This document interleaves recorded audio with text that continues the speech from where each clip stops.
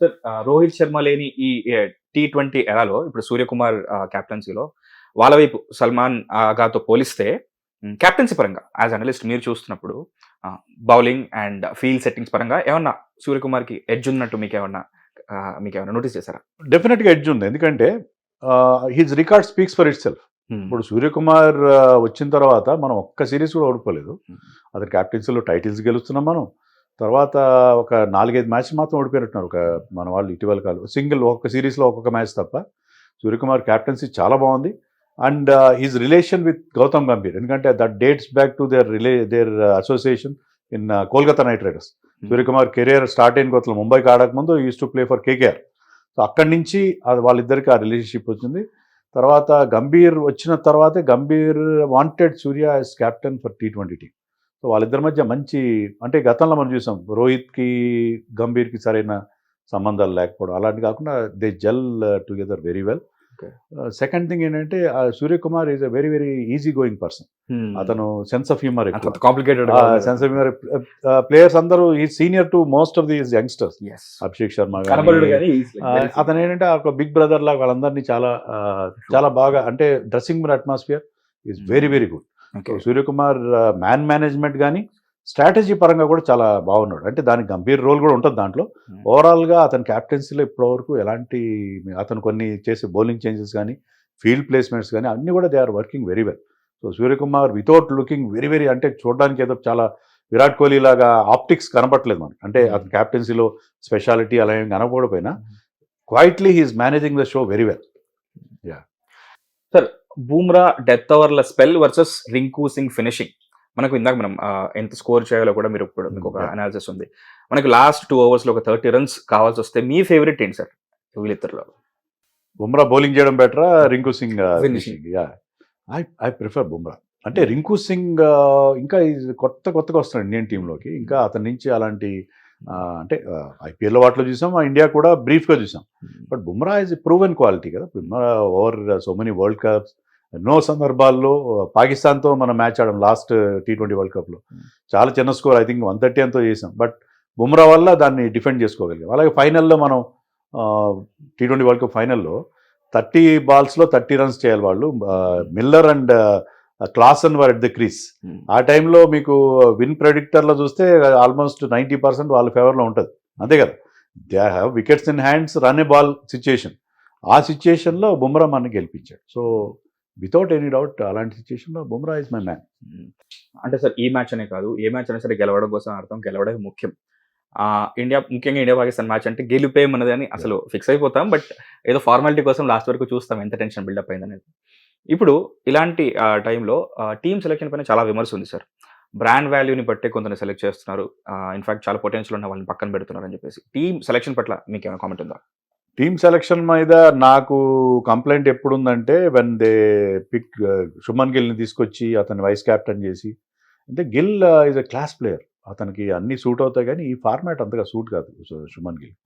So Shubman గిల్ని ఎప్పుడైతే last మినిట్లో అతన్ని డ్రాప్ చేసి మళ్ళీ టీ20 స్పెషలిస్ట్ వైపు మొగ్గారో, ఎప్పుడైతే రింకు సింగ్ టీంలోకి రావడం ఇలాంటివన్నీ జరిగినప్పుడు, ఇషాన్ కిషన్ రావడం, I have no complaint. Probably best possible team. Shreyas Iyer అని మీరు అనొచ్చు, కానీ శ్రేయస్ అయ్యర్ అప్పుడు టీమ్ సెలక్షన్ టైంకి he was still on the injured list. So Shreyas అయ్యర్కి వచ్చినా కూడా అతనికి ఆ ప్లేస్, ఎందుకంటే మిడిల్ ఆర్డర్ స్లాట్స్ ఖాళీలు. సో అవైలబుల్ ఇండియాలో బోల్డ్ అంత టాలెంట్ ఉంది. ఐపీఎల్ వల్ల మనం ఒక 2-3 టీములు తయారు చేసేంత మనకి ఆ స్కోప్ ఉంది. బట్ అవైలబుల్ టాలెంట్లో బెస్ట్ పాసిబుల్ టీం ఇప్పుడు ఉంది. ఎప్పుడైతే గిల్ ఉంటే మనకు ఆ కంప్లైంట్ ఉండేది. ఇప్పుడు గిల్ వల్ల మీకు 11 కాంపోజిషన్ కూడా డిస్టర్బ్ అవుతాయి, అన్నీ డిస్టర్బ్. కానీ ఇప్పుడైతే గిల్ పక్కన పెట్టి out and out T20 specialist కోసం వెళ్ళారు. I think we should not have any complaint against this side. Sir ప్రతిదానికి ఒక బిగినింగ్ ఉంటుంది, ఒక ఎండింగ్ ఉంటుంది. సో ఇది రోహిత్ అండ్ కోహ్లీ లేని ఒక కొత్త ఇండియన్ టీం ఇది. పాకిస్తాన్ బౌలర్లని భయపెట్టేలా షాట్స్ ఆడే ఆ స్టార్ ప్లేయర్ ఎవరు స్టార్ ప్లేయర్గా ఎవరిని చూస్తున్నారు మీరు టీంలో? Abhishek Sharma, without any undoubtedly. అంటే అభిషేక్ శర్మ ఇప్పుడు ఆడుతుంది, అది ఫియర్లెస్గా ఆడతాడు. ఆ అభిషేక్ శర్మ కనుక ఒకసారి స్టార్ట్ తీసుకున్నాడంటే ఏ బౌలర్ కూడా అతను కేర్ చేసే పరిస్థితి ఉంది. షాహిన్ షా అఫ్రిది కావచ్చు, ఎవరినైనా. సో అభిషేక్ శర్మ అలాంటి ఇంపాక్ట్ ఆల్రెడీ వరల్డ్లో ఉన్న బౌలర్స్ అందరి మీద క్రియేట్ చేశాడు. అయితే ఇక్కడ ఏమవుతుందంటే అభిషేక్ శర్మ మీదే వాళ్ళు గురి పెడతారు. వాళ్ళ మ్యాచ్అప్స్ కానీ వాళ్ళ ప్రిపరేషన్ అంతా కూడా అభిషేక్ శర్మని ఎలా అవుట్ చేయాలి, ఆ స్ట్రాటజీ. దానివల్ల people like Ishan Kishan will get benefited. ఎందుకంటే ఫోకస్ అంతా అభిషేక్ మీద ఉంటుంది కాబట్టి. ఇషాన్ కిషన్ కూడా ఏమాత్రం తీసుకొని గేమ్ ఆడుతున్నాడు. గ్రేట్ ఫామ్ ఇషాన్ కిషన్ ఇప్పుడున్న ఫామ్లో. అంటే అతను బాల్ని మిడిల్ చేస్తున్న విధానం, ఇటీవల ఆడుతున్న మ్యాచ్లో అతను టైం చేస్తున్న విధానం చూస్తుంటే is in great form. Is probably in the form of his life. So Abhishek Sharma మీద ఫోకస్ ఉన్నా కూడా Ishan Kishan could do that start on for us ఈ పర్టికులర్ మ్యాచ్లో. ఏంటంటే ఇక్కడ మీకు అది కూడా ఇంపార్టెంట్. మీరు మీకున్న experience. Ishan Kishan already played world cups 2021లో కూడా 21 ఇప్పుడు 2021 వరల్డ్ కప్లో ఆడాడు ఇషాన్ కిషన్. వేరే అభిషేక్ శర్మ ఇది ఫస్ట్ వరల్డ్ కప్లో పాకిస్తాన్తో 2-3 మ్యాచ్ ఆడుతున్నాడు. పాకిస్తాన్తో మ్యాచ్ అంటే ఆ ప్రెషర్ ఉంటుంది. సో ఇక్కడ ఎక్స్పీరియన్స్ అనేది చాలా కౌంట్ అవుతుంది. సూర్యకుమార్ కానీ, అభిషేక్ కానీ, బుమ్రా ఇలాంటి వాళ్ళు, అక్షర్ పటేల్, వీళ్ళందరూ వాళ్ళు they have seen that, they are been there done that అంటారు. అట్లా వీళ్ళందరూ గతంలో వరల్డ్ కప్ ఆడి పాకిస్తాన్తో ఆడిన ఎక్స్పీరియన్స్ ఉంది. సో ఇక్కడ ఎక్స్పీరియన్స్ చాలా ఇంపార్టెంట్. ఇలాంటి క్రంచ్ మ్యాచెస్లో వాళ్ళు they will have some advantage. So అలాంటి ఎక్స్పీరియన్స్డ్ ప్లేయర్ ఒకరైన బాబర్ ఆజం, అతను ఎప్పుడు వరల్డ్ క్లాస్ ప్లేయర్ అని అంటూ ఉంటాం, కానీ ఎప్పుడు ఇండియా విషయానికి వచ్చేసరికి ఎప్పుడు తలబడుతూ ఉంటాడు సార్. సో ఈ లైక్ ఇప్పుడున్న మీరు ప్రతి ప్లేయర్ని నిశ్చితంగా పరిశీలిస్తుంటారు కాబట్టి ఇప్పుడున్న ఫామ్లో అతను మళ్ళీ ఆ వికెట్ సమర్పించుకుంటాడా, లేకపోతే అతన్ని మనం గెలిపిస్తామా? ఏమనిపిస్తుంది? ఒకటి మహేష్, బాబర్ ఆజం మీరు అంటే క్లాస్ ప్లేయర్. అతను కవర్ డ్రైవ్స్ కూడా చాలా అట్రాక్టివ్గా ఉంటాయి. కానీ ఈ ఫార్మాట్ మనం శుభ్మన్ గిల్ గురించి ఎలా అనుకుంటున్నామో, బాబర్ ఆజం కూడా ఈ ఫార్మాట్కి అంత సూటబుల్ కాదు. అయితే వాళ్ళు చాలా తెలివిగా అతను సెలెక్ట్ చేశారు. గతంలో చాలా రోజులు అతన్ని T20 ఫార్మాట్లు పక్కన పెట్టారు. ఎందుకంటే వాళ్ళకి అర్థమైన విషయం అంటే శ్రీలంకలో మ్యాచ్లు జరుగుతుంది. ఈవెన్ పాకిస్తాన్ ఫైనల్కి వచ్చినా కూడా final will also happen in Sri Lanka. So శ్రీలంకలో స్లో అండ్ లో పిచెస్ మీద మీకు 200 స్కోర్స్ రావు. సో బాబర్ ఆజం లాంటి వాడు అంటే ఒక యాంకర్ రోల్ ప్లే చేస్తాడు. అతను మిడిల్ ఆర్డర్లో మిడిల్ ఓవర్స్ని కంట్రోల్ చేస్తాడు అన్న ఉద్దేశంతో. గతంలో ఏం చేశాడు, అతను ఓపెనింగ్ చేస్తే పవర్ ప్లేలో ఓవర్స్ తినేసాడు. అలా కాకుండా they have shifted him to middle order. ఓపెనింగ్లో వాళ్ళకి షాహిన్షా ఫరాన్ అనే ప్లేయరు, తర్వాత సయీమ్ అయూబ్, వాళ్ళు అగ్రెసివ్గా ఆడతారు. మిడిల్ ఆర్డర్లో వచ్చి అతను ఆ మిడిల్ ఆర్డర్లో ఆ స్టెబిలిటీ ఇచ్చే ఒక రోల్ ఇచ్చారు. ఆ రోల్ అతను మొన్న కూడా చూసాం మన మ్యాచ్లో చాలా బాగా పర్ఫామ్ చేశాడు. So I think Babar Azam with his experience I think should do well against India. కొంచెం టీము పిచ్ నుంచి పక్కకు వద్దాం సార్. ఏదైతే స్పెక్యులేషన్స్ మేము ఆడము అది ఇది అని రకరకాలుగా అంటున్నారు కదా, పాకిస్తాన్ రావాలా వద్దా అని వాళ్ళు ఇంత డ్రామా చేశారు కదా. ఒకవేళ ఇండియా గాడ్ ఫర్బిడెన్ ఇలా అవ్వదు కూడా, ఈ మ్యాచ్ ఓడిపోతే అసలు బాయ్కాట్ చేద్దాం అనుకున్న దాన్ని మళ్ళీ ఆడించారు, అలాగే ఉంచేసినా సరే బాగుండు అని చెప్పేసి అప్పుడు బ్లేమ్ ఎవరిపైన వేసే అవకాశం ఉందంటారు? లైక్ బోర్డు పైన, ప్లేయర్స్ పైన, లేకపోతే ఈ మొమెంటం క్రియేట్ చేసిన ఈ డ్రామా ఆడుతున్న వాళ్ళ పైన? అంటే మ్యాచ్ ఆడించారు అన్నాం కరెక్ట్. మ్యాచ్ ఆడించింది ఇండియా కాదు, ఆడించింది ఐసీసీ, తర్వాత బ్రాడ్కాస్ట్, వాళ్ళ ఇంట్రెస్ట్, ఇండియా ఇంట్రెస్ట్ కాదు. నెంబర్ 1. నెంబర్ 2 ఏంటంటే గెలుపోవటములు అనేవి ఎప్పుడైనా ఎనీ టీమ్ కెన్ బీట్. మనం చూసాం కదా, ఆఫ్ఘనిస్తాన్ కొంత ఉంటే సౌత్ ఆఫ్రికాని ఓడగొట్టారు. అవును సార్, అలాంటివి జరుగుతుంటాయి. అది ఇంకోటి ఏంటంటే ఈ మ్యాచ్ పాకిస్తాన్తో మ్యాచ్ ఓడిపోయినంత మాత్రాన మనం నెక్స్ట్ రౌండ్కి వెళ్ళాల్సిన ఇబ్బంది ఏమి ఉండదు. ఎందుకంటే మిగతా అన్ని వీక్ టీమ్స్ ఉన్నాయి కాబట్టి వాటిని గెలిస్తే మనం ఆటోమేటిక్గా నెక్స్ట్ రౌండ్కి సూపర్ 8కి వెళ్ళిపోతాం. సో ఈ మ్యాచ్ ఫలితం మీద మన ప్రోగ్రెస్ ఇన్ ద ఛాంపియన్షిప్ ఏ మాత్రం మారే అవకాశం లేదు. మన టీం కూడా చేయాల్సిందంటే they should treat it just like a match. ఓడిపోయినా ఏమి ఇబ్బంది లేదు. ఇంకో రెగ్యులర్ గెలుస్తున్నాం, ఒకసారి ఓడిపోతాం, దాన్ని పెద్దగా పట్టించుకోవాల్సిన అవసరం లేదు. కానీ మనం బాగా ఆడి ఓడిపోతే పర్లేదు. అలా కాకుండా చేతులు ఎత్తేసి ప్రెషర్ ఫీల్ అవ్వాలి. కానీ గెలుపోవటంలో స్పోర్ట్స్లో 2 టీమ్స్ విల్ కంపీట్. ఒక టీం ఖచ్చితంగా ఓడిపోతుంది. మనం ఆ రకంగా ఫిలసాఫికల్గా తీసుకోవాలి.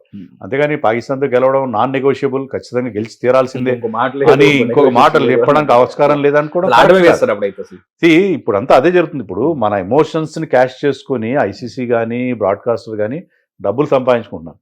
సో ఎమోషన్స్ క్యాష్ చేసుకోవడం జరుగుతుంది తప్ప ఎమోషన్స్ ఎందుకు ఉండాలి అసలు? వీ నో, ఇప్పుడు మన సమవుజ్జీలు అయితే ఆ ఎమోషన్స్ ఉన్న అర్థం ఉంది. పాకిస్తాన్ మన సమవుజ్జీ కానే కాదని చెప్పి కొన్ని దశాబ్దాలుగా ప్రూవ్ అవుతా ఉంది. సూర్యకుమార్ కూడా అన్నాడు, ఎక్కడ పోటీ ఉంది, నక్కెక్కడ నాగలోకం ఎక్కడ అన్నట్టు ఉంది. అది ఒకప్పుడు 2000 కంటే ముందు, లేకపోతే 2005-10 వరకు ఏమైనా కొంత కాంపిటీషన్ ఇచ్చేవారు. వసీం అక్రమ్, వకార్ యూనస్, ఇంజమామ్ ఇలాంటి వాళ్ళు ఉన్నప్పుడు తర్వాత కొంత కానీ గత 10-15 ఏళ్ళుగా Pakistan is nowhere near India. So competition లేదు, ఏం లేదు. ఓన్లీ అంటే ఎమోషన్స్. మనకంటే పాకిస్తాన్తో మనం ఏదో అన్ని ఊహించుకొని మన చరిత్ర అన్ని ఎమోషన్స్ ఆ ఎమోషన్స్నే వాళ్ళు క్యాష్ చేసుకుని సొమ్ము చేసుకుంటున్నారు. So we are indirectly playing in to their hands. So ఇదంతా మనం పక్కన పెట్టేసి ఇది మ్యాచ్గా చూడాలి. ఓడిపోయినా ఏం ఇబ్బంది ఏం లేదు, ఓడిపోతే నష్టం ఏం లేదు. నేను చెప్పినట్టుగా నెక్స్ట్ రౌండ్ మనం హ్యాపీగా వెళ్ళిపోతాం, దాంట్లో ఇబ్బంది పడాల్సిన అవసరం లేదు. హిట్ టీవీ యాప్, ఇందులో short news, live news, entertainment shows, movies, digital magazines తో పాటు మీ జిల్లా వార్తలను కూడా ఫ్రీగా చూడొచ్చు. ఇంకెందుకు ఆలస్యం, వెంటనే హిట్ టీవీ యాప్ ని డౌన్లోడ్ చేసుకుని ఫ్రీగా ఎంటర్టైన్మెంట్ పొందండి. Hit TV app. Hit TV app. Please download Hit TV app. Hit TV యాప్ని ఫ్రీగా డౌన్లోడ్ చేసుకొని ఎంజాయ్ చేయండి. మీకు నచ్చిన ఎంటర్టైన్మెంట్ కోసం హిట్ టీవీ యాప్ ని ఫ్రీగా డౌన్లోడ్ చేసుకుని ఎంజాయ్ చేయండి. హిట్ టీవీ యాప్ని డౌన్లోడ్ చేసుకుని ఆస్వాదించండి, ఆశీర్వదించండి. ఇంతమంది సెలబ్రిటీలు హిట్ టీవీ యాప్ ని డౌన్లోడ్ చేసుకోండి అని చెప్తున్నారంటే ఎంత మంచి యాప్ ఆలోచించండి. అమెరికా అమెరికా అమెరికా అమెరికాలో చదవాలనుకునే వాళ్ళకి విశ్వసనీయమైన పేరు మన శౌర్య కన్సల్టెన్సీ. UK లో 1 year masters. UK లో 1 year masters. 2 years work permit up to 5 years visa. Contact Saurya Consultancy. Contact 89851 89851.